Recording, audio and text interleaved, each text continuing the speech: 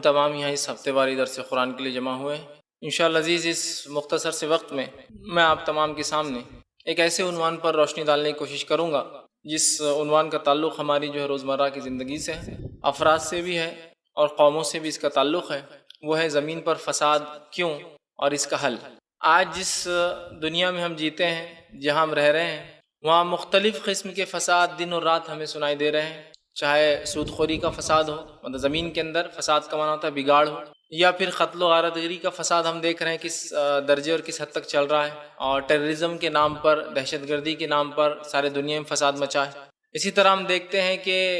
جو ہے ماحولی آلودگی جس کو کہیں گے پولوشن، یہ بھی ایک قسم کا فساد ہے۔ یہ کس حد تک جو بڑھتا جا رہا ہے اور ہمیں ہماری زندگیوں کو اور ہمارے آنے والی نسلوں پر کتنا اثر انداز ہو سکتا ہے۔ گویا مختلف قسم کے ایسے فساد ہیں جو دنیا کے اندر ہم دیکھ رہے ہیں، اور ان فسادات سے، فساد مطلب بگاڑ سے، ہم تمام لوگ پریشان ہیں۔ ماحولیات کا، اخلاقیات کا، سماج کا، اور بہرحال قوموں کا فساد مختلف قسم کے فساد بہرحال ہم دیکھ رہے ہیں۔ اور میں سمجھتا ہوں جتنے فساد، جتنی بگاڑ ہم اس دنیا کے اندر دیکھ رہے ہیں، شاید ہم سے پہلے لوگوں نے نہیں دیکھے ادھر۔ آنے والے دور کی ہم بات نہیں کر سکتے، یہ تو فساد اور بڑھنے والا قیامت سے پہلے، لیکن جو فساد ہم بھی دیکھ رہے ہیں، یہ نبی اکرم صلی اللہ علیہ وسلم صحابہ کے دور میں ہی فساد نہیں۔ اللہ رب العزت نے اپنے انبیاؤں کو دنیا میں بھیجا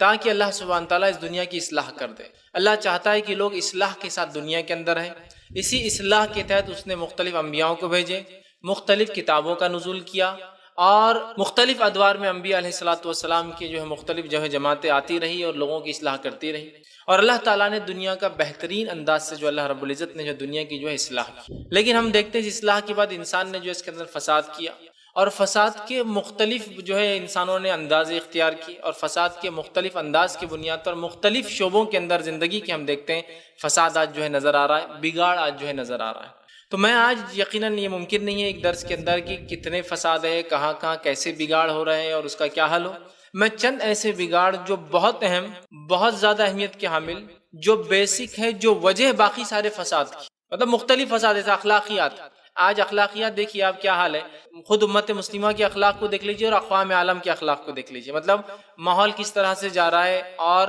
بد اخلاقی کو اخلاق سمجھا جا رہا ہے اور اخلاق کو بد اخلاقی سمجھا جا رہا ہے نا۔ تو یہ بھی ایک فساد ہے، لیکن آج میں اس کو نہیں لوں گا، اس لیے کہ آج میں آپ کے سامنے صرف وہ بنیادی فساد، وہ بنیادی بگاڑ رکھوں گا جس بگاڑ کی وجہ سے افراد اور قوموں کو اور ساری انسانیت کو نقصان بھگتنا پڑتا ہے، اور بالخصوص امت مسلمہ بھی اس نقصان کا اثر محسوس کر رہی ہے، محسوس کر رہی ہے اس کا اثر، کہ کس طرح سے دنیا میں بگاڑ ہوا، ہم لوگوں نے کہاں کہاں بگاڑ کے اندر ہم لوگوں کا اس میں ہاتھ رہا، اور اس بگاڑ کی وجہ سے کیا نقصانات ہم اٹھا رہے اور آگے کیا اٹھانے پڑیں گے۔ چند باتیں آپ کے سامنے میں رکھنے کی کوشش کروں گا۔ اللہ رب العزت نے اس بات کے تعلق سے ہمیں آگاہ کر دیا، یہ بات ہمارے سامنے واضح کی، سورہ فاتر سورہ نمبر 35 اور آیت نمبر 5 میں اللہ نے فرما رکھا، ان وعد اللہ حق فلا تغرنکم الحیات الدنیا ولا یغرنکم باللہ الغرور۔ اللہ رب العزت فرماتا ہے اور کہتا ہے کہ اللہ کا وعدہ برحق ہے۔ ٹھیک، اللہ کا وعدہ مطلب قیامت آنے والی ہے، دنیا ختم ہونے والی ہے، اللہ کا جو وعدہ برحق ہے۔ اور یاد رکھو تمہیں دھوکے میں دینے والا، مطلب شیطان کہیں دھوکے میں نہ ڈال دے، مطلب شیطان کے تعلق سے اللہ بیان کر رہا، فرما رہا ہے کہیں شیطان تمہیں دھوکے میں نہ ڈال دے، اور کہیں تمہیں شیطان غفلت میں ڈال کے غرور میں ڈال کے، غفلت میں ڈال کے نقصان ہے، مطلب آخرت کے اعتبار سے خسارے میں اور جہنم میں نہ لے جائے۔ تو گویا اللہ رب العزت نے اس بات کی وضاحت کر دی کہ شیطان ہمارے پیچھے لگا ہے۔ اللہ رب العزت نے دنیا کی اصلاح کی، لیکن شیطان چاہتا ہے کہ اس دنیا میں بگاڑ ہو، اس دنیا کے اندر فساد ہو، وہ اصلاح کا ماحول ختم ہو جائے اور انسانیت فتنے اور فساد میں زندگی گزارے۔ اور آج ہم دیکھتے ہیں شیطان بہت حد تک اس میں کامیاب ہو چکا ہے، بلکہ یہ بات میں افسوس کے ساتھ کہہ سکتا ہوں کہ ہم میں سے اکثر لوگ شیطان کے ہاتھ کے ایسے کھلونے بن چکے ہیں جن کھلونوں میں جیسے ہم چابی دیتے ہیں اور وہ کھلونا چلتا رہتا ہے، آج ہم میں سے بہت سارے لوگ شیطان کے اسی طرح پیروکار بن چکے ہیں، اور جیسا کھلونے کو چابی دینے کے بعد کھلونا ناچتا رہتا ہے، چلتا رہتا ہے، اسی طرح آج بہت سارے انسان بگاڑ کو اصلاح سمجھ کر شیطان کی اسی دی گئی چابی کی بنیاد پر اپنی زندگیوں کو ہم گزار رہے ہیں۔ اور ساری زندگی ہم صبح سے لے کر شام تک اگر دیکھیں تو اللہ رب العزت کی نافرمانی، اس کی معصیت، اس کے ساتھ شرک کرنا، گناہ کبیرہ کرنا، اطاعت کے برخلاف نبی اکرم صلی اللہ علیہ وسلم کی زندگی میں اعمال کرنا، اچھائی کو حکم دینا چھوڑ دینا، برائی سے روکنا اپنے آپ کو اور دوسروں کو روکنا چھوڑ دینا، اور مختلف قسم کے گناہوں کے اندر اپنی زندگی کو لت پت کر دینا، اور مختلف فسادات بہرحال اس کے بعد نظر آ رہے ہیں وہ تمام کچھ نہ کچھ ایک زبردست بگاڑ کا بہرحال نتیجہ ہے۔ آج میں آپ کے سامنے کچھ اسی قسم کے بگاڑ جو رکھنے کی کوشش کروں گا۔ تو پہلا، اللہ رب العزت نے یہ بات بیان کر دی کہ شیطان ہمارے پیچھے لگا ہے، اور یاد رکھنا شیطان کہیں تمہیں دھوکے میں نہ ڈال دے، اور سب سے دنیا کی زندگی تمہیں دھوکے میں نہ ڈال دے، اور شیطان جو ہے وہ کہیں ہمیں فریب میں اور دھوکے میں ڈال کر کہیں ہماری جو ہے زندگی کا جو مقصد ہے ہمیں نہ بھلا دے۔ اللہ رب العزت نے اس کا جو ہے اعلان جو اپنی کتاب میں کر دیا۔ اب اللہ سبحانہ تعالیٰ نے دنیا کی زمین کی اصلاح کی، اور میں نے مختلف چیزیں بتا دی آپ کو کہ انبیاء علیہ الصلوۃ والسلام کو بھیجا، اور مختلف بگاڑ جو آ سکتے تھے اس کی ہمیں رہنمائی کر دی، اور آخری جو وہی اللہ نے نازل کی قرآن کے اندر وہ تمام واقعات اللہ نے بیان کر دی جو قیامت تک حالات آنے والے ہیں۔ اس لیے کہ انبیاء تو کہیں گزرے، لیکن قرآن نے 25 کا ہی تذکرہ کیا، اور اس میں سے کچھ کے ہی واقعات بیان کی۔ وہ اس لیے کہ قیامت تک کم و بیش ایسے ہی حالات آئیں گے، اور انہی میں سے انشاءاللہ العزیز ہمارے لیے رہنمائی ہے، یاد رکھیے۔ ٹھیک، تو مطلب ہماری اصلاح کے پورے اللہ رب العزت نے اگر وحی کا سلسلہ بند کیا، نبیوں کا سلسلہ بند کیا، تو اپنی آخری کتاب کے ذریعے ہماری اصلاح کر دی، اور دنیا کو یہ بتا دیا کہ اگر اس کتاب کے مطابق زندگی گزاروں گے تو دنیا کی بھی اصلاح ہوں گی، افراد کی بھی اصلاح ہوں گی، قوموں کی بھی اصلاح ہوں گی، اور اگر اس وحی کو ہم نے چھوڑ دیا، نبی اکرم صلی اللہ علیہ وسلم نمونے کو ہم نے چھوڑ دیا، تو پھر سارے دنیا کے اندر فساد اور بگاڑ جو ہے پہنچ جائیں گا، یاد رکھیے، اور اس کے نقصانات سب کو اٹھانے پڑیں گے۔ اب ہم دیکھتے ہیں آج ہم انسانوں نے اللہ کی اس بھیجی ہوئی وحی کا جو انکار کر دیا۔ انکار کے لیے ہر بار ضروری نہیں کہ ہم یہ کہیں کہ ہم اس کو نہیں مانتے، انکار کا معنی یہ بھی ہے کہ ہم اسے مانیں لیکن عمل نہ کریں اس کے۔ دنیا کی اکثریت نے اس وحی کا انکار کر دیا، ہم نے اس وحی کو مانا، کتاب و سنت کا دعویٰ کیا، لیکن ہم بھی اپنے اعمال سے جو کہیں نہ کہیں خاسر نظر آ رہے ہیں، اور جو بدعمالیاں ہم نے اپنے نفسوں کے اوپر ڈال لی، اس بدعمالیوں کا نتیجہ یہ ہوا کہ سارے دنیا کے اندر فساد اور بگاڑ پھیلنے لگا۔ ایک انسان یہ کہہ سکتا ہے چلیے امت مسلمہ اگر توحید پرست ہو جائے، کتاب و سنت پر بھی چلے، تو یہ ایک اقلیت والا حصہ ہے، ساری دنیا کی آبادی کا بہت تھوڑا حصہ ہے۔ تو یاد رکھیے اس تھوڑے سے آبادی کا ہی تو کام تھا کہ اچھائی کا حکم لوگوں کو دے، اور سب سے پہلے انہیں توحید کا تعارف پہنچائے اور ان تک اسلام پہنچائے۔ آج وہ فریضے بھی ہم نے چھوڑ دیے، تو کہیں نہ کہیں سارے بگاڑ کی وجہ ہم مسلمان ہی ہوتے ہیں، اس لیے کہ ہم لوگوں نے اپنا فریضہ انجام نہیں دیا، جو اس کام کے لیے ہم دنیا میں بھیجے گئے وہ کام ہم نے نہیں کیا۔ نبی اکرم صلی اللہ علیہ وسلم دنیا میں آتے ہیں، ایک اکیلا فرد ہوتا ہے، آپ صلی اللہ علیہ وسلم اس منصوبے کو جو اللہ چاہتا ہے دنیا میں اصلاح کا، اس کی آخری کڑی بن کر آتے ہیں، تاکہ دنیا میں قیامت تک کے لیے اصلاح ہو جائے دنیا کی۔ اور ایسا نمونہ اور ایسا طریقہ آپ دے کر جاتے ہیں انسانیت کو کہ اگر انسان اس پہ عمل کر لے تو دنیا کے اندر کبھی فساد ہی نہ ہو، کبھی بگاڑ ہی نہ آئے۔ لیکن اس کے بعد بھی ہم دیکھتے ہیں ہم نے اس نمونے کو چھوڑ دیا، آپ نے جو طریقہ جو زندگی لے کے گئے ہم نے خود اس کو عمل میں لانا چھوڑ دیا، اور رہا پھر انسانیت تک اس بات کو پہنچانا، وہ تو ایک دوسرا کام تھا، خود اپنی زندگیوں سے ہم نے خالی کر دیا۔ تو کہیں نہ کہیں اس بگاڑ کے اندر یاد رکھیے ہم شامل ہیں، اور ایک بہت بڑا اس بگاڑ کا حصہ، فساد کا حصہ یاد رکھیے ہم ہی ہیں، اس لیے کہ اگر امت مسلمہ جو اس دنیا کے اندر وحی کی ذمہ دار ہے، اب یاد رکھیے انبیاء علیہ الصلوۃ والسلام کا سلسلہ بند ہو گیا، اب ہمیں اس پیغام کو انسانیت تک پہنچانا ہے۔ اگر ہم نے یہ کام چھوڑ دیا تو یہ بگاڑ ابھی اور بڑھنا ہے، یاد رکھیے دنیا اور فتنے اور فساد میں جانے والی ہے، اور بہت زیادہ نقصان یاد رکھے دنیا کو اٹھانا ہے۔ تو ہمارے لیے بہت زیادہ ضروری ہے اس بگاڑ کو ہم پہچانیں، کہاں کہاں ایسے بگاڑ ہے جو بہت بڑے، جس سے بہت بڑا نقصان ہوتا ہے، اس کو جانیں، اور اس بگاڑ کی اصلاح کرنے کے لیے جو ہے ہم جو ہے کوشش کریں۔ سب سے پہلی چیز، یقیناً یہ ممکن نہیں ہے کہ ایک درس میں سارے بگاڑ رکھ سکوں، لیکن میں آج اہم بگاڑ رکھوں گا، ان بگاڑ میں، اس فساد میں، اس فتنے میں جس کی وجہ سے آج ساری دنیا فتنے میں ملوث ہے، اس بگاڑ کی سب سے پہلی شکل، سب سے پہلی وجہ، سب سے بنیادی وجہ، سب سے اصل وجہ کیا ہے وہ آپ کے سامنے رکھتا ہوں، اور اس کے بعد کچھ اس سے ہی متعلقہ اور بھی وجوہات رکھوں گا۔ وہ سب سے پہلی وجہ جس بنیاد پر دنیا میں بگاڑ مچتا ہے، فتنہ مچتا ہے، فساد مچتا ہے، خرابی ہوتی ہے، اور جو اصلاح اللہ رب العزت نے کی اس دنیا کی تمام چیزوں کے اندر وہ اصلاح ختم ہو جاتی ہے، وہ ہے شرک۔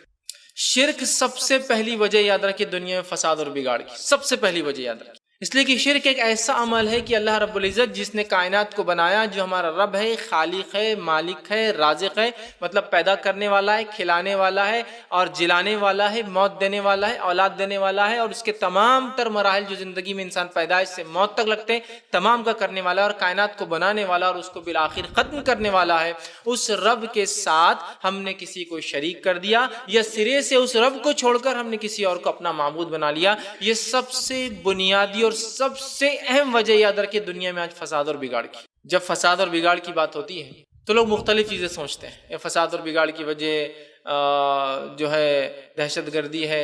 فساد اور بگاڑ کی وجہ آبادیوں کا بڑھنا ہے، فساد اور بگاڑ کی وجہ یہودیوں کی شرپسندی ہے، فساد اور بگاڑ کی وجہ کچھ قوموں پہ تسلط حاصل کرنا ہے، فساد اور بگاڑ کی وجہ جو ہے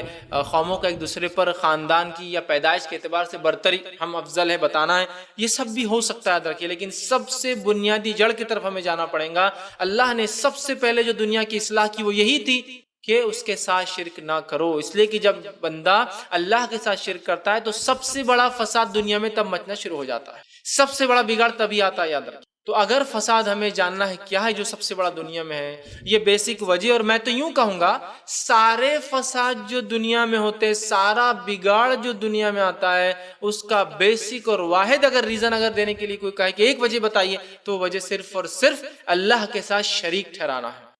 شرک کیا ہے؟ میں سمجھتا ہوں یہ عنوان میں نے بہت تفصیل میں شرک کیا ہے اور کیا یہ بھی شرک ہے کہ عنوان کے تحت لیا تھا، لیکن مختصر میں رکھ دیتا ہوں کہ اللہ کی ذات میں، اس کی صفات میں، اس کی عبادت میں کسی کو شریک کرنا یا سرے سے اس کو چھوڑ کر کسی اور کو ماننا، یہ شرک کہلائیں گا، یاد رکھیں۔ اس کی ذات میں، اس کی صفات میں اور اس کی عبادت میں، یاد رکھیں۔ جہاں تک اللہ کی ذات اور اس کی صفات کا معاملہ ہے، اکثر لوگ اس کو مانتے ہیں، حتیٰ کہ مشرکین مکہ بھی اللہ کی ذات کو مانتے تھے اور صفات کو مانتے تھے، گو ان کو کچھ صفتیں نہیں معلوم تھی لیکن بہت ساری صفتیں پتہ بھی تھی، اور ان صفتوں کے نام پر بتوں کے نام بھی رکھ چھوڑے تھے، جیسے لات ہے، عزا ہے، منات ہے، تو العزیز صفت سے العزا بنا دیا، المنان صفت سے منات بنا دیا، ان کو پتا تھا۔ گو رحمان و رحیم نہیں پتا تھے۔ آپ صلی اللہ علیہ وسلم جب بسم اللہ الرحمن الرحیم لکھا حدیبیہ کے وقت تو کہا یہ رحمان و رحیم ہم نہیں پہچانتے، تو بسم تعالی لکھو سب سے اچھا، لیکن بہت سارے صفت کے قائل تھے۔ خود اپنے بچوں کے نام اگر اللہ کے نام پہ رکھتے تو عبد لگاتے، جیسا نبی اکرم صلی اللہ علیہ وسلم کے والد کا نام عبداللہ تھا، وہ جانتے تھے اللہ نام کسی کا ہو نہیں سکتا ہے، تو گویا ان کو اللہ کی ذات پر ایمان تھا، اس کی صفات کو بھی مانتے تھے۔ اصل شرک یہ تھا کہ اس کی عبادت میں شریک کرتے تھے اپنے معبودوں کو، اور یہ سمجھتے تھے کہ اللہ سیدھے نہیں سنتا، اللہ تعالیٰ کو دعائیں سیدھے نہیں مانگی جا سکتی، اللہ تعالیٰ تک پہنچنے کے لیے وسیلے کے بغیر حل نہیں نکل سکتا، لہٰذا ہر روز کے اعتبار سے 360 وسیلے بنا کے رکھ چھوڑے تھے، اور ان تمام معبودوں میں 360 میں سب سے اونچا معبود ان کا اللہ ہی تھا، یاد رکھیے، تو اللہ کو مانتے تھے۔ تو گویا سب سے بڑی فساد کی وجہ جو دنیا میں مچتا ہے، اگر ہم چاہتے ہیں اس فساد کو اپنی زندگیوں سے، اپنے سماج سے، اپنے ماحول سے دور کریں، تو وہ فساد ہے شرک کا فساد۔ شرک کیا فساد مچاتا ہے اس کا اندازہ ہم نہیں لگا سکتے، چونکہ جن اقوام نے شرک کیا ان کے وجہ سے دنیا میں فساد مچا، اور اس کے بعد اللہ رب العزت نے اتنی سخت ان کی پکڑ کی، اتنی سخت ان کی پکڑ کی کہ دنیا میں جو ہے بہت سو کے نام جو قرآن نے لی ہم جانتے ہیں، بہت سارے تحقیقات کے ذریعے پتہ چل رہا ہے کہ ایسے بھی ہلاک اور برباد ہوئے، ٹھیک، اور بہت ساری قومیں ہماری نظروں کے سامنے آج بھی برباد ہو رہی ہے، اس لیے کہ وہ اپنے رب کے ساتھ شرک کرتی ہے، وہ اپنے رب کے ساتھ جو ہے دوسروں کو شامل کرتی ہے، وہ اپنے رب کے برابر دوسروں کو جانتی ہے۔ تو یہ بے انتہا ضروری چیز ہے۔ اگر ہم دنیا سے فساد کو ہٹانا چاہتے ہیں تو سب سے پہلا کام ہمیں کرنا ہوگا، ہمیں توحید کی دعوت کو عام کرنا ہوگا، اپنے زندگیوں سے شرک کو نکال پھینکنا ہوگا، اور جس زمین اور جس زمانے میں ہم بستے ہیں وہاں ہمیں لوگوں تک توحید کی دعوت پہنچانی ہوں گی، اس لیے کہ جب اللہ کا عذاب کسی قوم پر آتا ہے، یاد رکھیے، تو ایسا مخصوص لوگوں پر نہیں آتا کہ عذاب آیا بارش کا اور 10 گھر گر گئے، صرف جو گرنا تھے مشرک تھے باقی بچ گئے۔ میں عام زبان میں کہتا ہوں گھیوں کے ساتھ گھن بھی پیسے جاتے ہیں۔ نبی اکرم صلی اللہ علیہ وسلم کی حدیث پر اس پہ دلیل بنتی ہے، آپ صلی اللہ علیہ وسلم نے فرمایا کہ قیامت سے پہلے لوگ میرے خاندان، میرے آل سے ایک شخص ہوگا جو حق پر ہوگا، اس کے خلاف چڑھائی کریں گے اور مکہ کی طرف روانہ ہوں گے شام سے نکل کر۔ یہ مہدی کے آنے کا جو وقت ہے قیامت سے پہلے کی علامت ہے۔ تو ہوگا یہ کہ ایک مقام پر جب آئیں گے تو لوگ، مسافر، بستی والے، سارے لوگ آ جائیں گے وہ دیکھنے کے لیے میدان جنگ میں کہ اب کیا ہونے والا ہے، اور اچانک ایک زلزلہ آئے گا، سارے کے سارے زمین میں دھسا دیے جائیں گے، سوائے ایک شخص کے بچا لیا جائے گا جو جا کر خبر دیں گا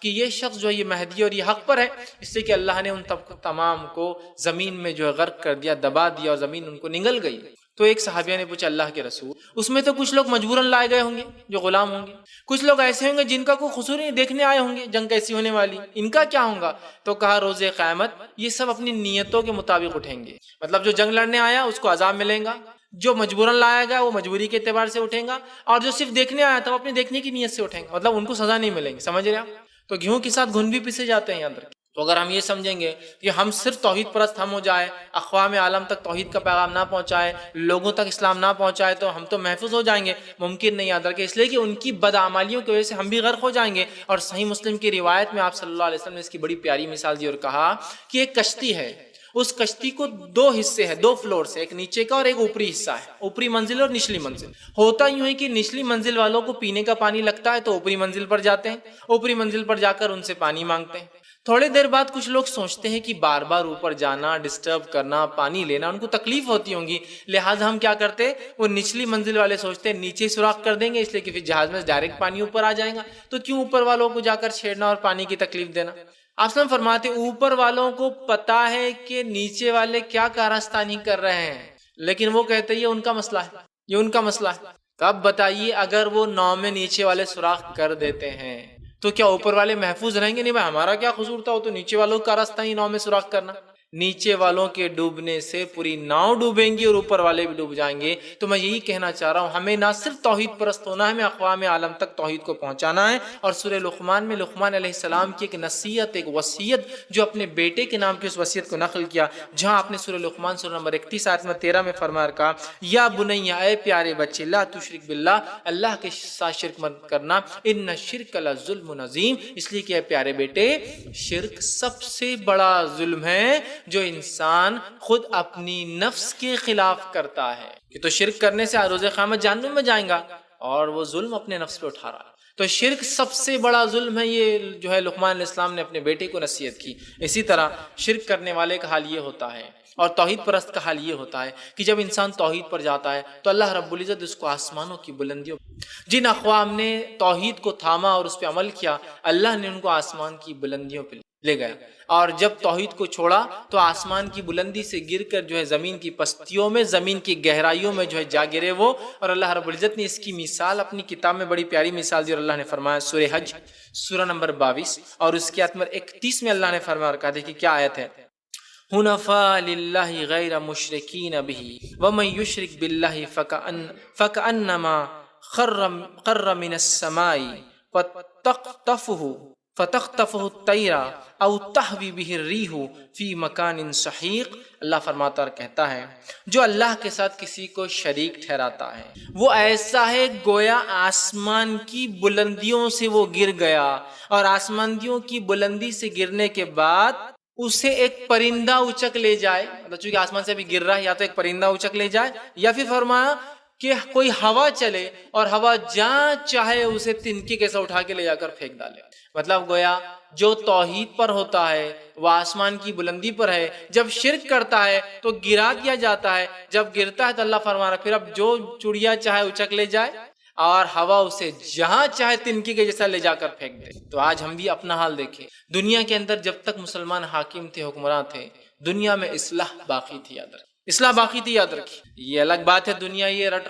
جو ہے لگائے رکھی ہے کہ مسلمان دہشت گرد ہے، مسلمانوں نے فتنہ مچایا، مسلمان فساد کرتے ہیں۔ ہماری تاریخ اس کی گواہ ہے کہ ہم نے نہ کسی زمین پر کبھی فساد کیا، نہ ہمارا دین ہمیں فساد کی، ٹیررزم کی یا بگاڑ کی ذرہ برابر بھی، رتی برابر بھی اجازت دے۔ چونکہ اقوام عالم کی تاریخ ہم جانتے نہیں ہیں تو لہٰذا ہمیں اسلامی حکومت، اسلامی طرز زندگی لوگوں نے آج فساد کی شکل میں لوگوں کے سامنے پیش کی، لیکن ہماری طرز زندگی جو اسلام نے ہمیں سکھائی، جینے کا طریقہ، جو حکومت کا طریقہ، جو رہنے کا طریقہ، جو اٹھنے کا طریقہ، جو بیٹھنے کا طریقہ، سراپا اسلامی عقائد سے لے کر اسلامی احکامات سب کے سب دنیا کی اصلاح کے لیے، یاد رکھیے، سب کے سب دنیا کی اصلاح کے لیے۔ اگر میں چھوٹی سی مثال دوں نا تو عقیدہ توحید خود دنیا میں بہت ساری اصلاح کرتا ہے، یاد رکھیے۔ اب بولیں گے اس سے دنیاوی اصلاح کیا ہوتی ہے؟ عقیدہ توحید کی اصلاح کے بارے میں تو خود غیر مسلموں کی میں گواہی دے سکتا ہوں۔ ایک غیر مسلم مفکر ایک بڑی پیاری بات جو ہے اپنے مذہب کے ماننے والوں کو لکھتا ہے، جب وہ اپنے دین کو چھوڑ کر جو ہے دوسرا دین قبول کرنے کے اوپر تھے، وہ اپنے مذہب کو چھوڑنا چاہتے تھے اور کسی دین کی طرف جانا چاہتے تھے،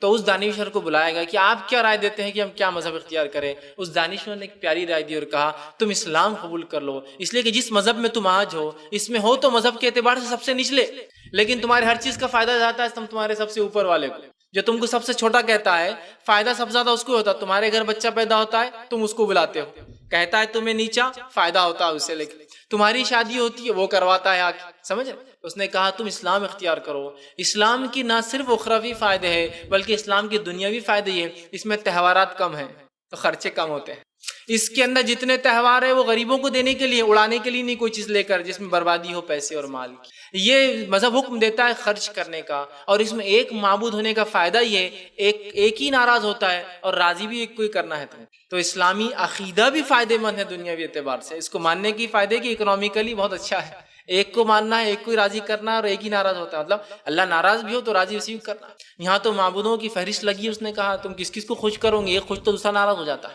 تو اسلامی عقائد بھی دیکھیے سراپا دنیا کی اصلاح کرتے ہیں، اور اسلامی احکامات بھی دنیا کی صرف اصلاح کرتے ہیں۔ یہ الگ بات ہے دنیا کے رٹ لگائے بیٹھی ہے، لیکن اسلام اس کا حکم ہے۔ تو پہلی چیز، سب سے پہلی چیز جو بگاڑ لاتی ہے سماج میں، وہ کیا ہے؟ شرک۔ دوسری چیز جس سے بگاڑ پیدا ہوتا ہے، اور یہ بنیادی چیز ہے بھی یاد ہے، وہ ہے اطاعت رسول کو چھوڑ دینا، اطاعت رسول کو فراموش کر دینا، نبی اکرم صلی اللہ علیہ وسلم کی اطاعت کو چھوڑ دینا، جبکہ اللہ رب العزت نے بار بار اس چیز کا ہمیں قرآن میں حکم دیا۔ وہ اطیع اللہ و رسولہ کی آیتیں اگر پڑھے تو 55 تو ایسی آیتیں قرآن کی جو اطیع اللہ اور اطیع رسول ساتھ ایک کے بعد ایک آتا، مطلب اس کو ایک عام زبان میں ایک ہی سانس میں کہہ دیا گیا، ایک ساتھ کہا گیا، وَأَطِيعُوا اللَّهَ وَأَطِيعُوا الرَّسُولَ، وَأَطِيعُوا اللَّهَ۔ 55 آیتیں صرف خالص ایسی ہے جہاں اللہ کی اور رسول کی اطاعت کے لفظ ساتھ آتے ہیں، اور 55 آیتوں کے علاوہ کئی آیتیں ایسی اور سینکڑوں ہیں جن کے اندر رسول کی اطاعت کے لفظ اور خاص آتے ہیں۔ اندازہ لگائیے، 55 مرتبہ قرآن میں اللہ رب العزت نے اپنی اطاعت کے بعد نبی کی اطاعت کا حکم دیا۔ آج ہم دیکھیے ہماری زندگیوں میں جہاں شرک ہے، وہیں نبی کی نافرمانی کرنا بھی ہم نے ایک شیوا بنا دیا ہے، جو کہ دنیا میں عذاب کی وجہ بنتی ہے، یاد رکھیے، عذاب کی وجہ بنتی ہے، یاد رکھیے۔ اس لیے کہ اللہ رب العزت نے سورہ آل عمران سورہ نمبر 3 آیت نمبر 121 میں فرمایا کہا، وَأَطِيعُوا اللَّهَ وَرَسُولَهُ لَعَلَّكُمْ تُرْحَمُونَ، اطاعت کرو اللہ کی اور اس کے رسول کی تاکہ تم پر رحم کیا جائے۔ اگر ہم رحم چاہتے اللہ سے، ہم چاہتے اللہ ہم پہ جود اور کرم کرے، تو کہا اطاعت کرو رسول کی، اللہ کی اور اس کے رسول، تاکہ ہم پہ رحم کیا جائے۔ اللہ اور اس کے رسول کی اطاعت کرو، ورنہ تمہارے اعمال برباد کیے جائیں گے۔ اگر تم اللہ سے ایمان کا، اللہ سے محبت کا دعویٰ کرتے ہو، جیسے سورہ آل عمران سورہ نمبر 3 آیت 31 میں کہا، قُلْ إِن كُنتُمْ تُحِبُّونَ اللَّهَ فَاتَّبِعُونِی، کہ تم اگر اللہ سے محبت کا دعویٰ کرتے ہو تو نبی اکرم صلی اللہ علیہ وسلم کی اطاعت کرو۔ یہ بڑی اہم بات ہے، اور نبی کی نافرمانی کو ہم نے آج اپنا شیوا طریقہ بنا لیا ہے۔ صبح سے لے کر شام تک اور پیدائش سے لے کر موت تک ہر معاملے میں میں افسوس کے ساتھ کہہ رہا ہوں، نبی اکرم صلی اللہ علیہ وسلم کی نافرمانی ہماری زندگی کا طریقہ بن چکی۔ ہر چیز میں ایک ایک چیز اگر ہم گنوائیں گے تو اتنا وقت نہیں آج رکھ، کیونکہ میرا عنوان اطاعت رسول آج نہیں ہے۔ یہ بگاڑ کی لیکن ایک وجہ ہے کہ ہم اطاعت رسول چھوڑ دیتے ہیں، فتنہ اور فساد مچتا ہے، اور سوال تو ایسے کرتے ہیں۔ عبداللہ ابن عباس رضی اللہ عنہ سے کس نے ایک سوال کیا، اور ایک روایت میں آتا ہے امام مالک سے بھی ایک ایسا سوال ہوا۔ کیا سوال تھا؟ ایک شخص آیا اور عبداللہ ابن عباس سے کہا، اگر میں عید کی نماز سے پہلے 2 رکعت نماز نفل پڑھوں تو کیسا ہے، مطلب بیٹھنے سے پہلے؟ تو عبداللہ ابن عباس نے کہا یہ سنت سے ثابت نہیں، چونکہ عیدگاہ ویسے مسجد نہیں، تحیۃ المسجد کا بھی مسئلہ نہیں رہا۔ عیدگاہ چونکہ مسجد نہیں ہے، نبی اکرم صلی اللہ علیہ وسلم سے عید کی نماز سے پہلے 2 رکعت پڑھنا ثابت نہیں ہے۔ تو اب دیکھیے سائل نے کیسا سوال کیا، جیسا آج ہم لوگ کرتے ہیں نا، یہ اسی قسم کا شاید آدمی تھا۔ سوال کیا کر رہا نہیں، کر لوں تو کیا ہوا، سمجھ رہا؟ نبی اکرم صلی اللہ علیہ وسلم نے معراج کی رات نہیں منائی، ٹھیک ہے نہیں منائی، کر لیے تو کیا ہوا؟ سائل بھی ویسی تھا جیسے آج ہم ہیں، نہیں 15 شعبان ثابت نہیں ہے شب برات، لیکن عبادت کر لیے تو، جاگ لیے تو کیا ہوا؟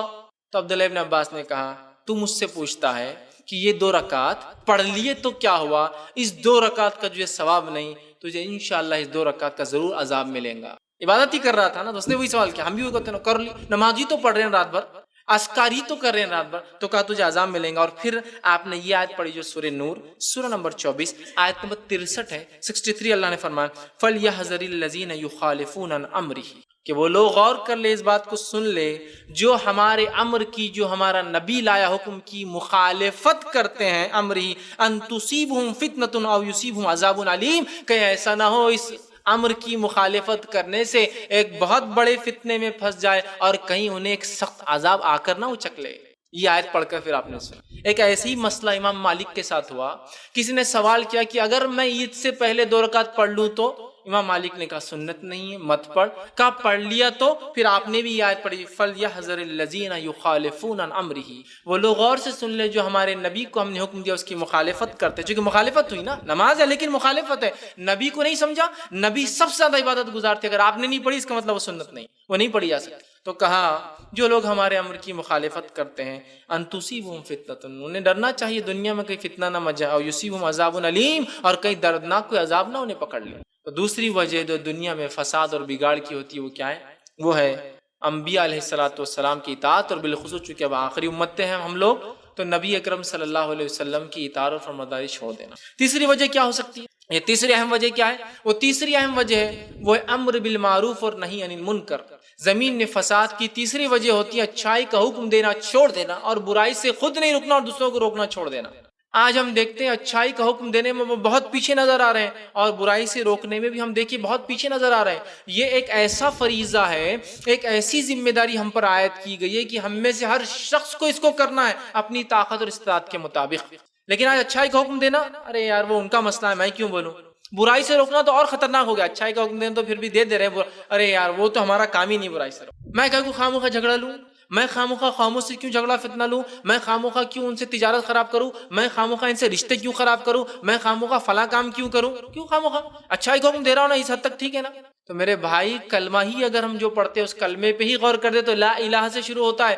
پہلے نفی ہے، پھر اثبات الا اللہ کہ نہیں ہے کوئی معبود، انکار کیا، پھر اقرار کیا سوا اللہ کے۔ تو جتنا ضروری ہے اچھائی کا حکم دینا اتنا ہی ضروری ہے برائی سے روکنا۔ ہاں برائی سے روکتے وقت حکمت کا اختیار کرنا بہت زیادہ ضروری ہے، ورنہ اگر حکمت اختیار نہ کی جائے تو وہ ایک نیا فتنہ مچ جاتا ہے، چونکہ برائی کو بھی روکنا ہے حکمت کے ساتھ۔ سمجھ رہے آپ بات؟ تو بہرحال ہمیں یہ کام کرنا، یہ تیسری چیز ہے جس کے نہیں کرنے زمین فتنہ اور فساد ہوتا ہے۔ مسند احمد اور جامع ترمذی کی روایت ہے، نبی اکرم صلی اللہ علیہ وسلم فرمایا اور کہا، فرماتے ہیں اور کہتے ہیں تم تو جو ہے یا تو تم بھلائی کا حکم دیتے رہو اور برائی سے روکتے رہو۔ آپ نے کیا فرمایا؟ یا تو تم لوگ صحابہ سے کہہ رہے ہیں بھلائی کا حکم دیتے رہو اور برائی سے روکتے رہو، منع کرتے رہو، یا اللہ تعالیٰ تم پر بھی اپنی طرف سے کوئی عذاب بھیج دے گا اور تم دعائیں کرو گے اور تمہاری دعائیں قبول نہیں ہوں۔ یا تو تم اچھائی کا حکم دو، برائی سے روکو، یہ کام کرو، یا پھر اللہ اپنی طرف سے تم پر کوئی عذاب بھیج دے گا اور پھر تم اللہ سے دعائیں مانگو گے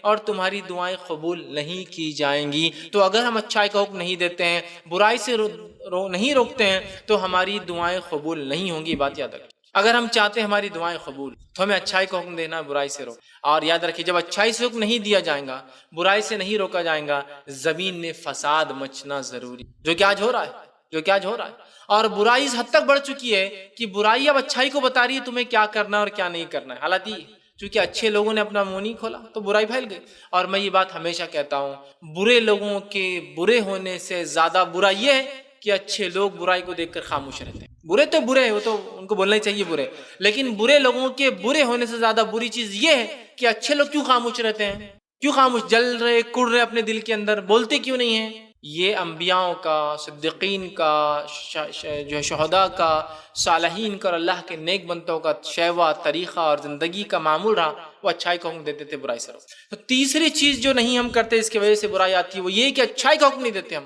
برائی سے نہیں روکتے۔ آگے ابن ماجہ کی ایک روایت ہے، آپ نے فرمایا اور کہا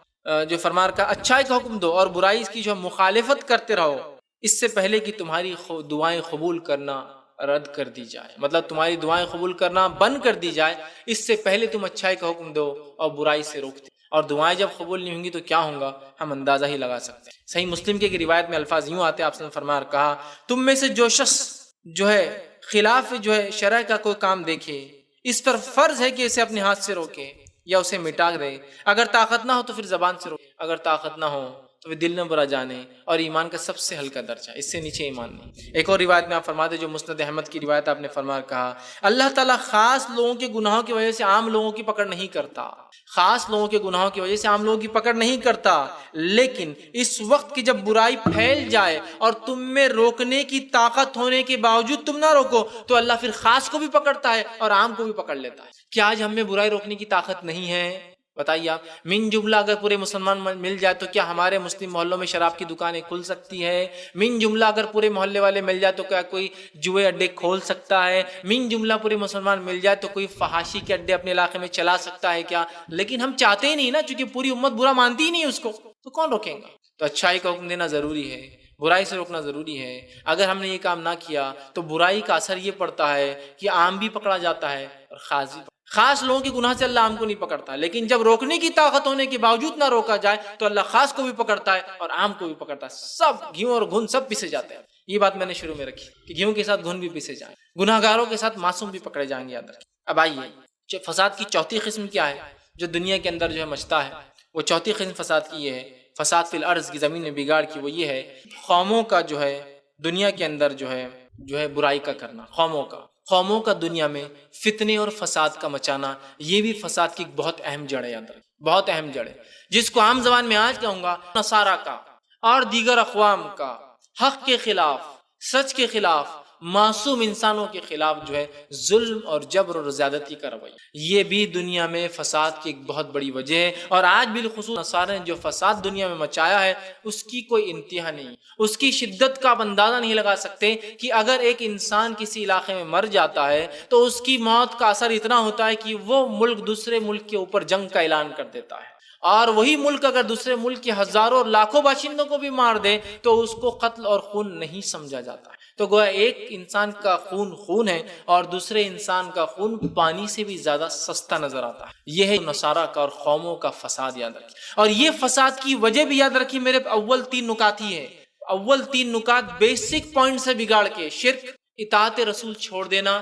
اچھائی کو حکم دینا چھوڑ دینا، برائی سے روکنا چھوڑ دینا، سمجھ، یہ اسی کا حصہ، یاد رکھیں۔ نصارہ کی شرانگیزیاں، دیگر اقوام عالم کی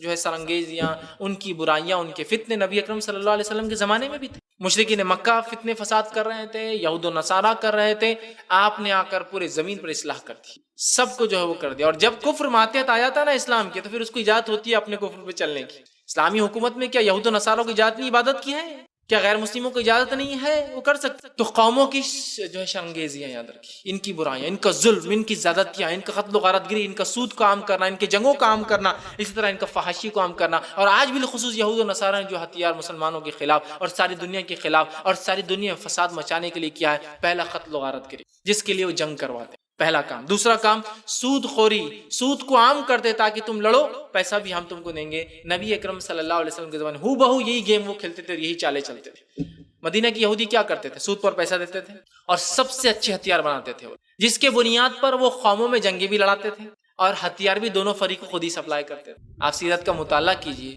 اس دور کی یہود و نصارہ آج میں کوئی زیادہ فرق نظر نہیں آیا۔ جو اصلاح کرنے کا دعویٰ کرتا ہے، جنگ بھی تو اس نے کھڑے کی، وہ بھی تو دیکھیے آپ۔ ہم نے آ کر زمین میں امن و امان قائم کر دیا، 30 سال ہم اس زمین پر ہے کہ دیکھو آپ کو ہم امن و امان دیا۔ سوال یہ 30 سال پہلے جنگ شروع کس نے کروائی تھی؟ کروانے والے بھی ہم ہیں اور بند کرانے والے بھی ہم ہی ہیں، دونوں طرف دے۔ یہ ان کی مزاج رہا یہودیوں۔ تو آپ کے زمانے میں ایک تو سود پر پیسہ دیتے، دوسرا کام کرتے اچھے ہتھیار بناتے اور دونوں کو کرتے۔ نبی اکرم صلی اللہ علیہ وسلم جب مدینے میں آئے، اوس اور خزرج 2 قبیلے لڑتے تھے، دونوں قبیلے کی فنڈنگ بھی جو یہودیوں کی تھی اور ہتھیار بھی دونوں کو یہودی دیتے تھے۔ آپ صلی اللہ علیہ وسلم کے آنے سے امن قائم ہو گیا اور ان کے پورے منصوبے ٹھپ ہو گئے۔ اور یہی آج یہود و نصارہ کو اسلام سے سب سے بڑا پرابلم ہے کہ اسلام آ جائیں گا تو امن آ جائیں گا دنیا میں، اور ہم چاہتے ہیں لوگوں کو فتنے اور فساد میں اور ہمیشہ پریشانی میں رکھے تاکہ وہ ہمیشہ ہمارے محتاج رہیں۔ تو آج انہوں نے قتل و غارت گری جنگ کے ذریعے، دوسرا کام سود کو عام کیا اس فساد کو مچانے کے لیے، اس لیے کہ وہ جانتے سود عام ہونے سے اللہ کی رحمتیں اور برکتیں دنیا سے اٹھا لی جاتی۔ سود کو عام کر دیا، اور کتنا عام کر دیا کہ آج مسلمان خود بولتا ہے کہ سود کے بغیر بھی کیا زندگی جی سکتا ہے کوئی؟ ہم سوچنے پر مجبور ہے، مسلمان کہہ رہا ہے۔ بلکہ ایک صاحب جو اپنے آپ کو علامہ کہتے ہیں، بہت بڑے مفتی اپنے آپ کو دعویٰ کرتے ہیں، وہ ایک دن کہنے لگے، کسی نے کہا کہ ہم سود پر گاڑیاں لیں، تو کہاں لیجیے، اس کے بغیر اکنامی کیسے بڑھیں گی؟ میں نے کہا سبحان اللہ، اس کو فکر ہے اکنامی بڑھانے کی، ملک کی معیشت کیسے بڑھیں گی، حالات کیسے تبدیل ہوں گے؟ اب یہی ذریعہ بچا ہے مسلمانوں کے پاس کہ سود خوری میں جا کے حالات کو تبدیل کرنا۔ سود خوری ہمارے اچھے حالات کو پستی میں لے جاتے ہیں، پستی کو اچھائی کی طرف نہیں لے جاتے ہیں۔ تو آج ہمارے صرف عوام نہیں، ہمارے خواص بھی یہ سوچنے پر مجبور ہے کہ اس کے بغیر چارہ نہیں۔ تو سود خوری، اور تیسرا کام جو کرتے قوموں کو وہ برباد، اپاہج اور لقوہ مارنے کا، وہ کیا کام معلوم؟ فحاشی کو عام کرتے، مختلف فحاشیوں کو عام کرتے۔ اتنا فحاشی کو عام کیا کہ حیا جو ہے، حیا وہ فحاشی بن گئی اور فحاشی حیا بن گئی۔ اگر آج کوئی عورت بے پردہ نہیں ہوتی ہے تو سب تعجب کرے، ارے ماں یہ کیسا، انہیں تو پردہ کرتے۔ بے پردگی یہ دنیا کے جینے کا طریقہ مانا جا رہا ہے، پردہ یہ برائی مانا جا رہا ہے نہیں۔ آج ایک آدمی اپنے بیوی کو باحیا پردے میں کہیں لے جا رہا ہے۔ ہم مسلم علاقوں میں رہتے تو یہ چیز محسوس نہیں ہوتی، کبھی غیر مسلم علاقوں میں اور کبھی ملک سے باہر، بیرون ملک جہاں مسلمانوں کی آبادی کم، وہاں جائیے تو اسے اپنے دل میں محسوس ہو رہا ہے کہ میں نے کہیں کو اپنی بیوی کو پردہ کرا لیا، چونکہ فحاشی جینے کا طریقہ ہے، پردہ کرنا بولے تو یہ ایک بہت بڑا مشکل ہو جائے، کیسے میں اس کو مینٹین کر پاؤں، اندازہ لگائیے، یہ ہو چکی ہے دنیا۔ تو فحاشی کو عام کرتے، ہر قسم کی فحاشی سمجھتے نا آپ، جس سے شرمگاہیں کھل جاتی ہے، جو چیز کو اللہ نے چھپا رکھا ہے اس کو واضح کرتا ہے، یہ عام کرتا ہے۔ اور یہ شیطان کی چالوں میں سے ایک چال ہے، جو سب سے پہلے آدم علیہ السلام کے خلاف شیطان نے چال چلی تھی، وہ یہ تھی، آدم کو اس چیز کے لیے بہکایا ورغلایا کہ تم پھل کھا لو، اور پھل کھاتے ہی آدم علیہ السلام کو جو سب سے پہلا شعور قرآن نے کہا، وہ پتے توڑ کر اپنی شرمگاہ کو چھپانے لگے، کیونکہ اب تک ان کی شرمگاہوں کے بارے میں ان کو عقلیں نہیں تھی، پھل کھانے کے بعد وہ شعور آیا، حوا اور آدم ایک دوسرے شرمگاہ چھپانے لگے۔ تو یہی شیطان کرتا ہے، فحاشی تو قوموں کا جو ہے فساد، یہ قوموں کا فساد۔ اسی طرح جو ہے پانچویں قسم کا جو فساد جو دنیا میں جو ہے مچتا ہے، اور جو ہے ہم دیکھ رہے ہیں، وہ ہے جس کو ہم کہیں گے گناہ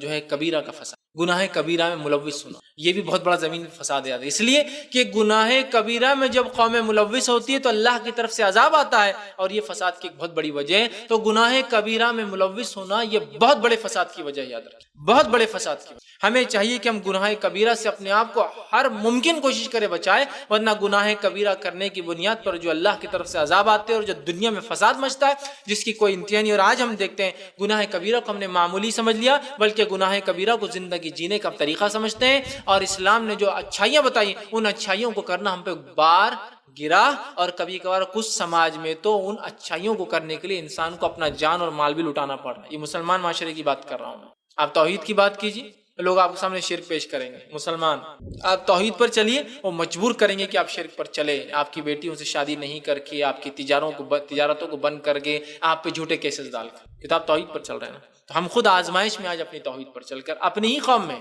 علامہ ابن قیم الجوزی رحمہ اللہ نے بڑی پیاری بات کہی تھی 750 سال پہلے، آج سے وہ فرمایا کرتے تھے کہ جب ایک انسان ہجرت کرتا ہے دل سے اور کتاب و سنت کی طرف چلا جاتا ہے تو اسے سب سے بڑی مخالفت کسی اور سے نہیں، خود مسلم سماج سے آتی ہے، مسلمانوں کے اندر رہ کر وہ اجنبی ہو جاتا ہے۔ اور آج وہی آپ توحید پہ آ جائیے، ارے بچوں کیا ہوگا، اچھا خاصا تھا، ایک خاندان توحید پر آ گیا، اچھے لوگ تھے نکل گئے، ہے نا، توحید پر آ گئے تو دیکھیے سب ہو رہا ہے آپ کے خلاف۔ تو یہ تو حال ہے آج، یہ تو حال ہے۔ تو گناہ کبیرہ، گناہ کبیرہ جو فساد دنیا میں لاتے اس کا ہم اندازہ نہیں لگا سکتے، یاد رکھیے۔ اور آج گناہ کبیرہ اور بالخصوص گناہ کبیرہ میں وہ کبائر جن کی تاکید کی گئی ہے جو بہت ہلاکت اور برباد کرنے والے، ان سے ہم اجتناب کریں، جس میں سب سے پہلے تو شرک ہے، چونکہ وہ ہو چکا اس کی میں تفصیلات میں نہیں جاؤں گا۔ دوسرا جو گناہ کبیرہ ہے، یا پہلا جو شرک کے بعد ہے، وہ ہے جادو اور ٹونے کا کرنا، جو ایک حدیث میں آتا 7 ہلاک کر دینے والے اعمال سے بچو، سب سے پہلا شرک۔ تو چونکہ شرک ہو گیا اس لیے میں اس کو چھوڑ رہا ہوں۔ دوسرا جادو کا کرنا،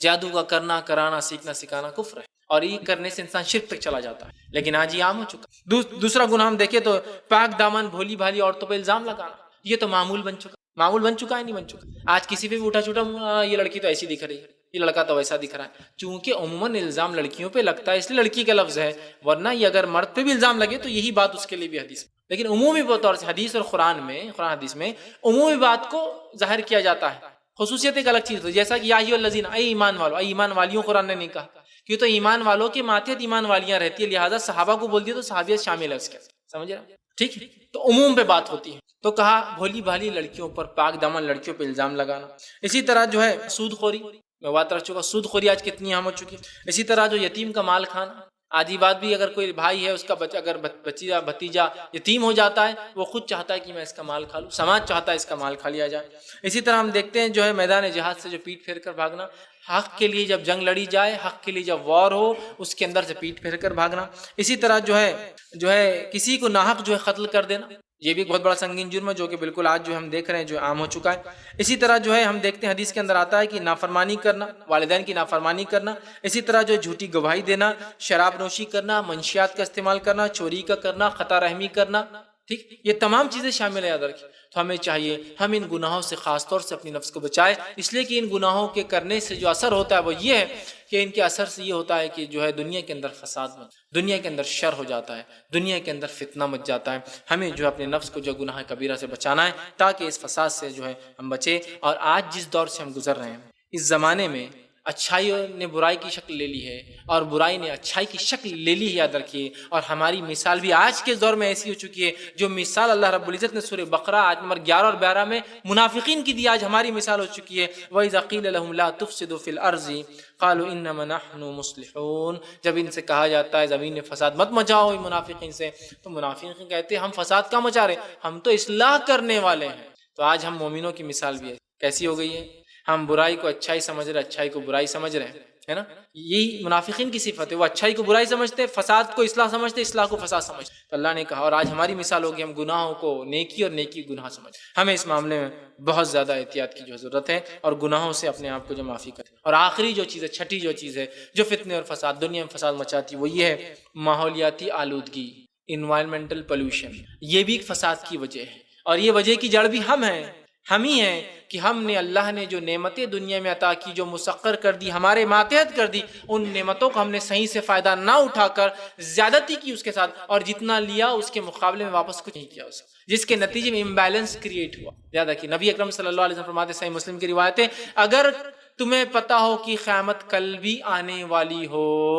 تو آج موقع ملے تو ایک جھاڑ لگا دو۔ ایک روایت میں اگر تمہیں پتا ہو شام میں بھی قیامت آنے والی ہو تو صبح موقع ملے تو جھاڑ لگا دو۔ ماحولیات کی طرف خیال رکھنے کی اس میں تاکید آ رہی۔ کتنی تاکید آ رہی ہے؟ کسی مذہب میں یہ تاکید نہیں ہوگی اتنی کہ قیامت بھی اگر کل آنے والی تو آج جھاڑ لگاؤ، کسی مذہب میں نہیں۔ ماحولیات، اسلام بہت اس کو وہ کرتا ہے۔ آپ نے فرمایا اس شخص پر لعنت ہے، آپ نے منع کیا بہتے ہوئے پانی میں پیشاب کرنے سے۔ آپ نے ایک روایت میں کہا اس شخص پر لعنت ہے، اس شخص پر لعنت ہے، اس شخص پر لعنت ہے۔ صحابہ نے کہا کس پر لعنت ہے؟ 3 بار لعنت آپ بھیج رہے ہیں۔ کہا اس شخص پر جو سائے دار درخت کے نیچے پیشاب یا پیخانہ کرے، اس لیے کہ اس سے ماحول خراب ہوتا ہے۔ سائے دار درخت کے نیچے جانور بیٹھتے، انسان وہ کرتے ہیں، وہ گندگی پھیلتی۔ مطلب گندگی کو اپنی جگہ پر ڈسپوز کرو، صحیح جگہ کرو، نظروں سے دور جا کر کرو۔ جھاڑ کی اتنی اہمیت بتائی کہ اسے ہر وقت لگایا کرو۔ ابو ہریرہ رضی اللہ عنہ ایک مرتبہ جھاڑ لگا رہے تھے، زمین کھود رہے تھے۔ آپ نے کہا ابو ہریرہ کیا کرتے ہو؟ تو کہ اللہ کے رسول جھاڑ لگاتا ہوں۔ تو کیا میں تمہیں ایک ذکر بتاؤں جسے جنت میں جھاڑ لگتے ہیں؟ تو آپ صلی اللہ علیہ وسلم نے ابھارا کہ تم جھاڑ لگا رہے ہو، اچھا کر رہے ہو، روکا نہیں کہ کیا کر رہے ہو، کیوں جھاڑ لگا رہے ہو، اس سے کیا فائدہ ہونے والا، کون سے ریگستان میں جھاڑ آنے والے، اس کی اہمیت تھی۔ کہا تمہیں نہ صرف دنیا میں، آخرت میں بھی ایک جو جنت ہے اس کے باغ میں بھی جھاڑ لگانا نہ سکھا دوں؟ اور آخرت میں بھی مومن کو جو چیز ملنے والی ہے نا، جس کی لالچ قرآن نے دی، وہ لالچ یہ نہیں ہے کہ تم کو بہت بڑی عمارتیں ملیں گی اور فلاں ہوگا اور یہ ہوگا، وہ لالچ بھی جنت ہے۔ جنت کہتے ہیں باغ کو جس میں گھنا اتنے گھنے جھاڑ ہوتے ہیں جس سے وہ ہری ہو جاتی ہے، اس کو کہتے ہیں جنت۔ تو ہم کو تو دنیا میں بھی لالچ جو ہے جو ہے گو گرین کی ہے کہ ہر چیز ہری ہو، اچھا ہو، اور آخرت میں بھی جو ملنے والا ہے وہ جنت ہی ہے۔ سمجھ رہے آپ؟ تو یہ بات کو ہم سمجھیں، ماحولیاتی آلودگی، اور اس آلودگی سے آج کوئی نہیں بچائے، فرد نہیں بچائے، سماج، اور یہ بہت عام اور بہت مہنگی ثابت ہو رہی ہے ہر فرد کے لیے، بہت عام ہے۔ آج کون سا ایسا انسان ہے جو کہے گا میں انوائرمنٹل پولوشن سے، ماحولیاتی آلودگی سے بری ہوں؟ دیکھیے آپ ماحولیاتی آلودگی، انوائرمنٹل پولوشن اس حد تک ہے کہ نہ بیچارے زمین کے اندر رہنے والے چوٹیاں محفوظ ہیں، نہ آسمان میں اڑنے والے پرندے محفوظ ہیں، نہ سمندر کی گہرائیوں میں رہنے والی مچھلیاں محفوظ ہیں، اور نہ ہی اس سے کوئی انسان محفوظ ہے، بلکہ اس کا اثر تو دنیا کے باہر تک جا رہا ہے۔ برف پگھل رہی ہے، سمندروں کے لیول بڑھ رہے ہیں۔ اسلام یقیناً اس کے خلاف نہیں۔ بہت سے لوگ بولتے ہیں اسلام میں کیا ہے ماحولیات کے بارے میں، انوائرمنٹل کے بارے میں، پولوشن کے بارے میں۔ ارے اسلام نے تو سکھایا، اس لیے کہ اسلام اصلاح چاہتا ہے ہر چیز، اور ایک اچھے سماج میں رہنے کے لیے ضروری ہے، کیا ضروری ہے؟ ایک اچھے سماج میں رہنے کے لیے، اچھے سماج میں رہنے کے لیے ضروری ہے کہ وہ سماج اچھا ہو، صاف ستھرا ہو۔ صفائی کو آدھا ایمان کہا گیا ہے، تو یہ صفائی صرف جسمانی اور گھر کی صفائی نہیں ہے، یہ صفائی جسمانی ہے، گھر کی ہے، محلوں کی ہے، بستیوں کی ہے، نالوں کی ہے، ندیوں کی ہے، سارے دنیا کی صفائی کی بات ہو رہی ہے۔ پاکیزگی کیا اسلام یہ حکم دے سکتا ہے کہ آپ جو ہے جنگلوں کو خراب کر دو اور اپنے گھروں کو سجاؤ؟ نہیں، ہر چیز پاک اور صاف ہو، انسان کی سوچ سمجھ جہاں رہتا ہو، اس کی فکر، اس کے تمام اعمال صاف اور سمجھ رہے۔ تو ماحولیاتی آلودگی بہت نقصان دیتی ہے، اور یہ انسان کی بے جا خواہشات کا نتیجہ ہے، کم وقت میں دنیا سے زیادہ حاصل کرنے کا نتیجہ ہے، اور اس کے لیے سب سے پہلا ذمہ دار فرد نہیں، اس کے لیے سب سے پہلا ذمہ دار کارپوریشن، جس کو بولتے ہیں کارپوریشن، جس کو بولتے ہیں یا کارپوریٹ سیکٹر ہے، جس نے اپنے مفادات کے لیے ساری انسانیت کو داؤ پہ لگا دیا۔ اور آج کارپوریٹ کیا طاقت رکھتی ہے مجھے کچھ بتانے کی ضرورت نہیں، یہ دنیا چلاتی ہے، یہ حکومتیں چلاتی ہے، یہ افراد چلاتی ہے، یہ قومیں چلاتی ہے، یہ سب کچھ چلا رہے ہیں آج۔ معلوم دنیا کا یہ حال ہو گیا، ان کارپوریشنز نے یہ حال کر دیا کہ یہ ملک چلاتے ہیں، یہ حکومتیں چلاتے ہیں. آپ سب جانتے ہیں، بتانے کی ضرورت نہیں، حکومتیں چن کر آتی ہے تو چن کے لانے والے کون ہیں، ان کے اسپانسرز کون ہیں، ان کو فنڈز کون دیتا ہے. بڑے بڑے حکومتیں اپنے آپ کو بہت بڑا پتہ نہیں کہاں کا پریسیڈنٹ کہہ رہے ہیں، اور آپ ایک چھوٹا سا ملک جس کی دنیا میں کوئی اوقات نہیں، اس کے سامنے آپ کے گھٹنے ٹکے اس لیے کہ وہ کارپوریٹ دنیا کو چلانے والا، اس کے ہاتھ میں سارا سرمایہ ہے دنیا. تو یہ یاد رکھیے، یہ ماحولیاتی آلودگی بھی اسلام کے خلاف، ہمیں اس کے خلاف بھی آواز اٹھا. تو یہ کچھ آلودگیاں تھی، یہ کچھ فساد تھے دنیا میں. اب اس کا اصلاح کیسے، یہ فساد کا بگاڑ سدھار میں کیسے تبدیل، ہم کیسے اس کو سدھارے، یاد رکھیے. تو اللہ رب العزت نے یہ بات واضح کر دی، فساد جو مچتا ہے تمہارے اعمال اور تمہاری حرکتوں کی وجہ سے ہوتا ہے. اللہ رب العزت نے سورہ روم سورہ نمبر 30 آیت میں 41 میں فرمایا، کہا ظہر الفساد فی البر والبحر بما کسبت ایدی الناس، کہ بر اور بحر میں، زمین اور پانی میں جو فساد مچتا ہے انسانوں کی اپنی کی گئی کوششوں کی وجہ سے، انسانوں کے اپنے کیے گئے اعمال کا فساد ہے. مطلب جو ہم نے اپنے ہاتھوں سے کیا، ظاہر الفساد، فساد ظاہر ہوتا ہے فی البر والبحر، زمین پر پانی میں، بما کسبت ایدی الناس، جو لوگوں نے اپنے ہاتھوں سے کمایا، اس کی جو کمائی ہے. اور آج ہم کر رہے ہیں شرک کے ذریعے، گناہوں کے ذریعے، نافرمانیوں کے ذریعے، اور اسی طرح گناہ کبیرہ کے ذریعے، اسی طرح جو ہے زمین کے جو ہے آلودگی مچا کر ہم کر رہے ہیں. تو لہٰذا یہ فساد ہم نے اپنے ہاتھوں سے مچایا ہے. تو اس کا حل کیا ہوگا؟ ہمیں ہی خود کچھ نہ کچھ سب سے پہلے کرنا ہوگا. اور اللہ رب العزت نے یہی بات ہم کو قرآن میں حکم دی. سورہ رات سورہ نمبر 13 آیت نمبر 11 میں فرمایا، کہا ان اللہ لا یغیر ما بقوم حتی یغیروا ما بانفسہم. اللہ تعالیٰ اس قوم کی حالت تب تک نہیں بدلتا جب تک وہ خود اپنے حالات کو نہ بدل دیں. تو اب یہ فساد ہم نے اپنے ہاتھوں سے مچایا ہے. اس فساد کا حل اور سلوشن ہمارے ہی ہاتھ میں ہے. ٹھیک ہے، ہمیں ہی کچھ کرنا پڑے گا، ہمیں ہی آگے بڑھنا پڑے گا، شرک کو روکنا پڑے گا، ہمیں ہی آگے بڑھنا پڑے گا، توحید کی دعوت دینا پڑے گی، ہمیں ہی آگے بڑھ کر اطاعت رسول کرنا پڑے گی، ہمیں ہی آگے بڑھ کر اچھائی کو برائی سے روکنا پڑے گا، ہمیں گناہوں کبیرہ سے اپنے آپ کو اور دوسروں کو روکنا پڑے گا، ہمیں ہی جو ماحول کی آلودگی ہے اس کو ہمیں ہی دور کرنا ہوگا. سر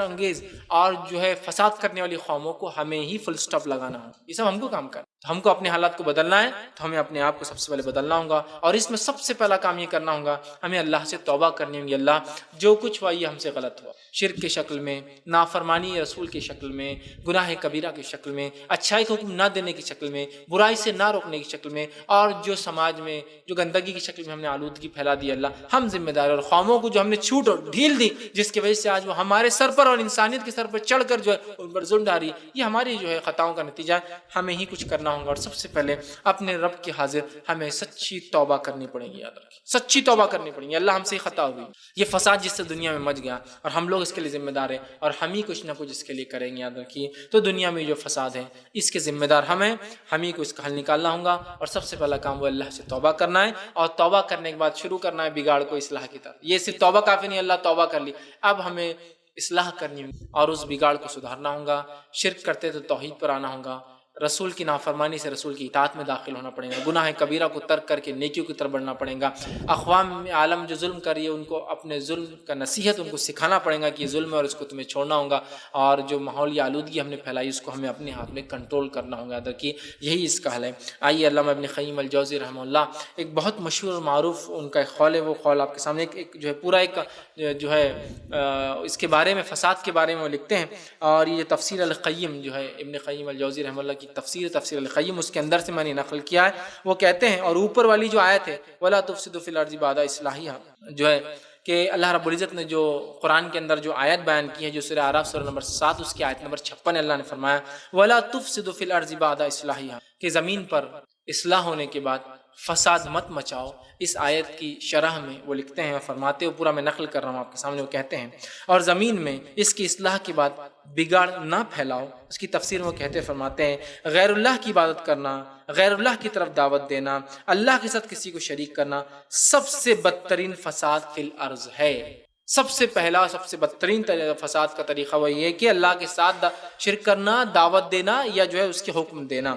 آگے وہ کہتے ہیں، بلکہ زمین کا فساد وہ بگاڑ حقیقت یہی ہے، زمین کا اصل فساد و بگاڑ حقیقت میں شرک ہی ہے. وہ کہتے ہیں یہی ہے اللہ کے ساتھ کسی کو شریک کرنا ہے، اور اللہ کے احکام جو امر کو نافرمانی کی مخالفت میں کرنے میں یہی سب سے بڑا بگاڑ۔ آگے کہتے ہیں مختصر یہ کہ شرک کرنا، کسی غیر اللہ کی طرف دعوت دینا، اللہ کے سوا کسی کو معبود قرار دینا اور رسول اللہ صلی اللہ علیہ وسلم کے سوا کسی اور بھی شخص کو ہر حالت میں واجب الاطاعت قرار دینا، یہ سب بڑے فساد کی وجہ ہے جو میں نے آپ کے سامنے رکھی۔ آگے وہ کہتے ہیں اس فساد و بگاڑ کی اصلاح اس کے سوا بھی کسی طرح ممکن نہیں کہ اہل زمین کی اس وقت تک اصلاح ہو سکتی ہے جب تک کہ وہ صرف اللہ کو اپنا معبود برحق نہ مان لے، صرف اسی کی طرف دعوت نہ دینے لگے اور اس کے سوا دوسرے کی طرف دعوت دینے کو ترک نہ کر دے، اور صرف اللہ اور اس کے رسول کی اطاعت کا دم نہ بھرنے لگے۔ رسول اللہ صلی اللہ علیہ وسلم کے سوا کسی اور کی اطاعت صرف اسی وقت کی جا سکتی ہے جب وہ اطاعت نبی اکرم صلی اللہ علیہ وسلم کے حکم کے مطابق، آپ کے فرمان کے مطابق ہو۔ آپ وسلم کی شریعت کی خلاف ورزی کا حکم دیا تو اس کی کوئی سماع اور اطاعت، اس کو نہ سنا جائے گا نہ اس کی اطاعت کی جائیں گی۔ آگے وہ لکھتے ہیں اللہ نے زمین کی اصلاح اپنے رسول صلی اللہ علیہ وسلم، اپنے دین اور اپنی توحید کے حکم سے فرما دی ہے۔ زمین میں اصلاح ہو گئی ہے، اللہ نے اپنے دین، توحید اور رسول کے ذریعے کر دی ہے، اور اس کے ساتھ کسی کو شریک کر کے اور اس کے رسول کی مخالفت کر کے اس نے فساد و بگاڑ پیدا کرنے کی سختی سے اسے روکا ہے۔ مطلب نہ اللہ کے ساتھ شرک ہونا اور نبی کی اطاعت نہ ہونا فساد کی وجہ۔ آگے لکھتے ہیں اگر کوئی شخص احوال عالم پر غور کرے تو اسے پتہ چل جاتا ہے کہ اس دنیا کی اصلاح اور درستی اگر کہیں رہی ہے یا ہے تو وہ صرف اور صرف اللہ تعالیٰ کی توحید اور اسی کی عبادت کی برکت سے اور اس کے رسول صلی اللہ علیہ وسلم کی اطاعت سے ہوں۔ آگے وہ لکھتے ہیں دنیا میں اس وقت جس قدر بھی فتنے سر اٹھائے ہوئے ہیں، یا آپ ان کے زمانے کی بات کر رہے ہیں لیکن ہمارے لیے بھی سوٹیبل بات ہے، دنیا میں اس وقت جس قدر بھی فتنے سر اٹھائے ہوئے ہیں، فساد و بگاڑ پھیلا ہوا ہے، مصائب اور مشکلات اور بلائیں ہیں، قحط اور خشک سالی ہے، دشمن کا تسلط ہے اور غلبہ ہے، یا دیگر ایسے امور ہیں، ان کا سبب صرف اور صرف رسول اللہ صلی اللہ علیہ وسلم کے احکام کی خلاف ورزی اور اللہ اور رسول کے سوا دوسروں کی طرف دعوت دینا ہے۔ اور جس نے بھی حقیقی معنوں میں غور و فکر کیا اور ابتدا سے لے کر آج تک کے حالات پر گہری نظر ڈالی، حتیٰ کہ زمین میں اور اس کے تمام مکینوں میں اور خزینوں میں، جتنے مکان مطلب جتنے انسان ہیں اور جتنے خزینوں میں جتنی نعمتیں اللہ نے دے رکھی، خزانے دے رکھے، پر اللہ کے وارث ہو جانے اور وہی دراصل بہترین وارث ہے تک کے حالات پر تعامل کیا، وہ اس حقیقت تک بآسانی پہنچ سکتا ہے کہ خاص اس کی اپنی ذات ہو یا دوسرے عام لوگ ہو، ہر جگہ اور ہر کسی کے فساد و بگاڑ کا سبب شروع سے یہی چلا آ رہا ہے کہ اللہ اور اس کے رسول کی نافرمانی لوگوں نے کی تو فتنے فساد میں اور عذاب میں وہ ملوث ہوئے۔ تو گویا ابن قیم الجوزی رحمہ اللہ نے دو چیزوں کو بیس بنائے سارے فساد کی، توحید اور اتباع سنت کو چھوڑنا۔ میں نے اور بھی کچھ نکات اس کے اندر شامل کیے۔ یہ تمام چیزیں فساد کی وجہ، ہمیں فساد کو روکنا، اس لیے کہ ہم اچھائی کا حکم دینے والے اور برائی سے روکنے والی قوم ہیں، ہمیں ہمارے دین نے اس کا حکم دیا ہے، تو لہٰذا مسلمان ہونے کے ناطے ہم زمین میں جو فساد ہے اس کو اصلاح کی طرف کرنے کی ہم کوشش کریں، اور اس بات کا خیال رکھیں کہ ہم خود فساد کرنے والوں میں کبھی شامل نہ ہوں، جانے یا انجانے میں، اس لیے کہ ہمارا مقام وہ ہے کہ